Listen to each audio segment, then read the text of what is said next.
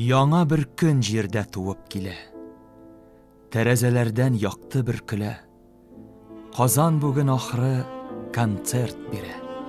Таныш көйләр моңы ишетелә. Бу Шопен да, Бетховен да түгел. Шулар заты, шулар кардәше. Бу татарның җир табигать биргән кабатланмас мәшһүр сәйдәше.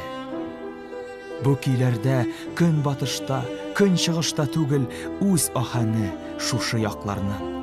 Бу көйләрдә мин тарихын укыйм, кан тибешен тоям татарның. Туган якның табигатен таныйм бу көйләрдән, сәйдәш моңыннан. Кыйгачланып әнә киек кышлар күтәрелә кандыр буеннан. Туган якның болыннарын күрәм. Шул көйләрдә җайга тирбәлеп, яшь егетләр әнә пешән чаба, изүләрен чишеп җибәреп.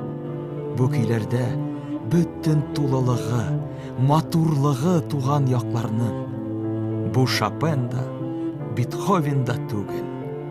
Бу сәйдәше безнең татарның.